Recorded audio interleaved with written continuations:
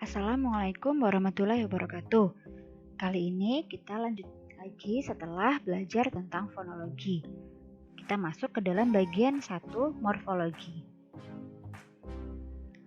Konsep dasar morfologi. Morfologi merupakan cabang ilmu bahasa yang mengkaji seluk-beluk kata serta pengaruh perubahan bentuk kata terhadap golongan dan arti kata. Morfologi menempati urutan kedua setelah fonologi dalam tataran linguistik. Ada dua objek kajian morfologi. Yang pertama adalah satuan-satuan morfologi, yaitu morfem dan kata, dan proses morfologi yang melibatkan komponen bentuk dasar, alat pembentuk, dan makna gramatikal. Nah, apa itu morfem? Morfem merupakan bentuk bahasa yang terkecil yang mengandung arti dan tidak dapat lagi dibagi menjadi bagian-bagian lebih kecil. Misalnya kata lidah. Jika dibagi menjadi li dan dah, bagian-bagian tersebut tidak dapat lagi disebut morfem karena tidak mempunyai makna. Tapi contoh kata berbaju, maka masih bisa dibagi lagi menjadi morfem ber dan morfem baju. Nanti kita akan belajar tergolong kategori apa morfem ber dan morfem baju. Nah, ini dia jenis morfem yang ada di bahasa Indonesia. Yang pertama, jika dibedakan berdasarkan kebebasannya, ada dua, morfem bebas dan morfem terikat. Morfem bebas adalah morfem yang dapat berdiri sendiri atau bisa disebut sebagai kata, tadi, baju. Morfem terikat, morfem yang tidak bisa berdiri sendiri, misal imbuhan me, di, a, ber, dan lain-lain. Nah, jadi seperti kata berbaju itu terdiri dari morfem terikat ber dan morfem bebas baju. Ada juga morfem terikat bentuk dasar seperti juang, henti, dan lain-lain. Bentuknya morfem bebas yaitu kata juang, henti. Tapi biasanya kata juang dan kata henti tidak digunakan sebagaimana bentuk dasarnya, tapi ditambah dengan morfem terikat seperti imbuhan-imbuhan berjuang, berhenti, seperti itu. Jadi disebutnya sebagai morfem terikat bentuk dasar. Yang kedua, berdasarkan keunikannya, dibagi menjadi morfem unik dan morfem biasa. Morfem unik merupakan morfem yang hanya bermakna jika melekat pada satu kata tertentu, seperti kata mayur yang hanya bermakna jika dilekatkan dengan kata sayur. Nah, kata sayur ini adalah tergolong morfem biasa, karena kata sayur bisa berdiri sendiri tanpa harus melekat pada kata yang lain. Selanjutnya berdasarkan keutuhannya, ada morfem utuh dan morfem terbagi. Morfem utuh adalah morfem yang kesatuannya ditulis secara bersatu. Jadi seperti tadi, berbaju, maka itu adalah morfem utuh karena ditulisnya menjadi satu.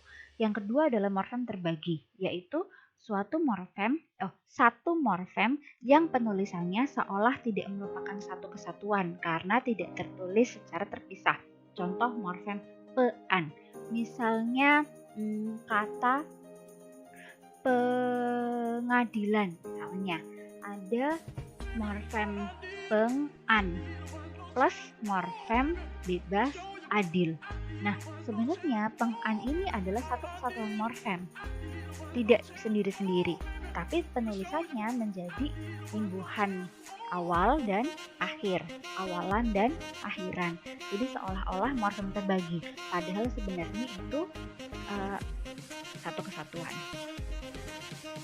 Selanjutnya adalah berdasarkan kandungan makna leksikalnya, dibagi menjadi morfem bermakna leksikal dan morfem tidak bermakna leksikal. Morfem yang tidak bermakna leksikal biasanya berupa imbuhan.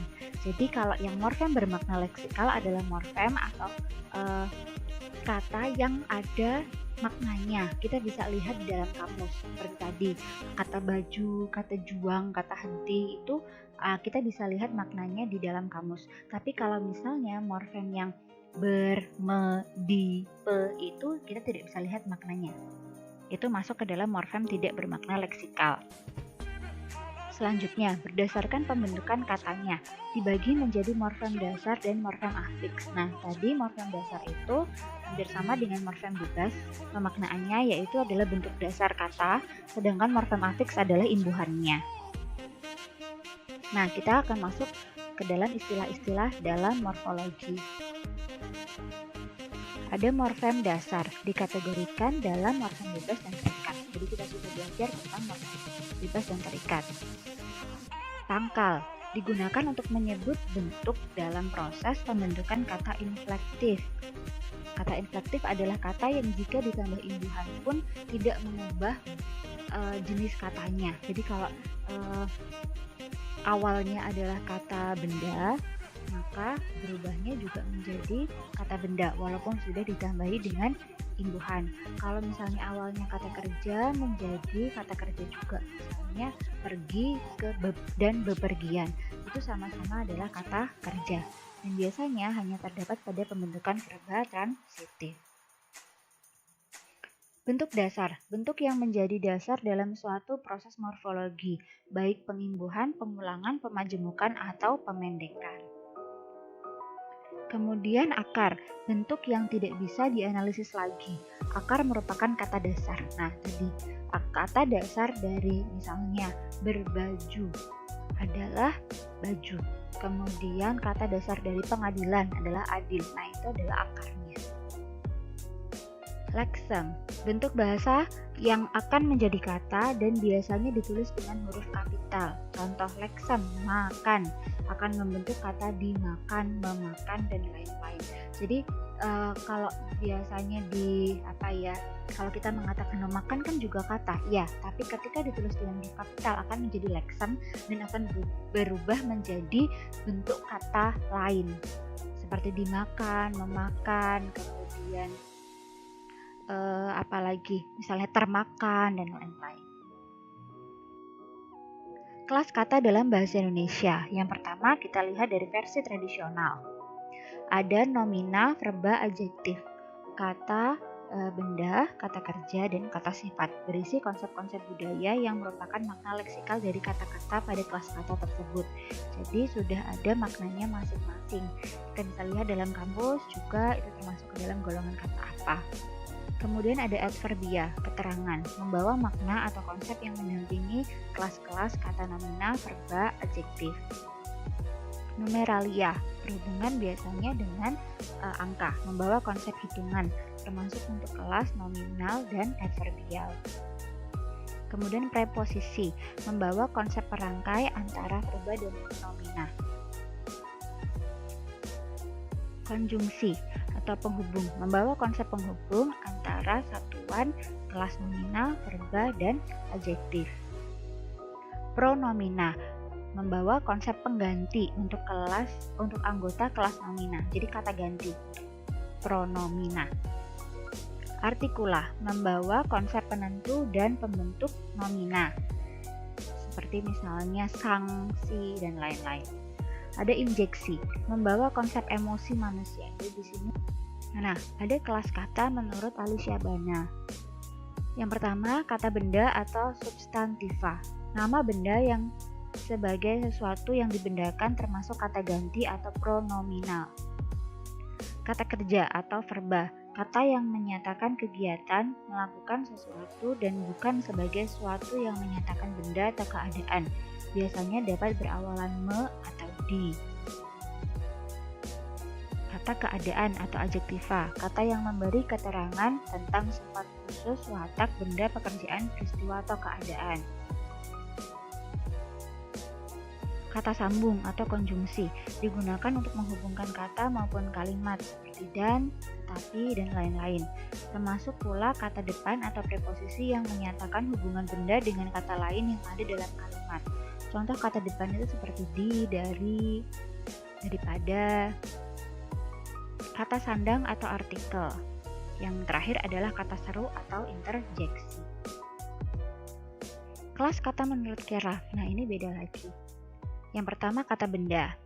Segala macam kata yang dapat diterangkan atau diperluas dengan yang plus kata sifat. Contoh, Tuhan adalah kata benda, menjadi Tuhan yang adil. Kata ganti yang dalam tata bahasa tradisional merupakan jenis kata tersendiri yang dimasukkan menjadi subgolongan kata benda.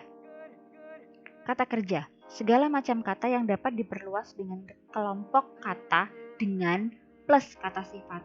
Contoh, kata kerja mendengar bisa diperluas menjadi mendengar dengan cermat. Kata sifat, segala macam kata yang dapat mengambil bentuk se plus reduplikasi kata dasar plus nya. Contoh kata sifat tinggi menjadi setinggi-tingginya. Dapat juga diterangkan oleh kata paling, lebih sekali. Seperti paling tinggi, lebih tinggi, tinggi sekali. Kata tugas. Dari segi bentuk umumnya sukar sekali mengalami perubahan. Seperti dengan, telah, tetapi. Tapi beberapa yang mengalami perubahan adalah tidak dan sudah menjadi meniadakan dan menyudahi. Seperti tidak menjadi meniadakan. T-nya luluh ya, jangan lupa. Kemudian sudah juga luluh menjadi menyudahi. Dari segi kelompok kata hanya memiliki tugas untuk memperluas dan mengadakan transformasi kalimat. Nah, referensinya. Untuk lebih lengkapnya bisa dipelajari dalam buku ini. Ini adalah buku yang menjadi referensi saya. Oke, selanjutnya berikan contoh kata-kata yang tergolong dalam kelas kata. Kalian boleh memilih menggunakan pendapat ahli manapun, namun tuliskan menurut ahli siapa, apa saja kelas katanya, dan berikan contoh di masing-masing kelas tersebut. Dan sampai jumpa, kita akan berdiskusikannya di Edmodo. Wassalamualaikum warahmatullahi wabarakatuh.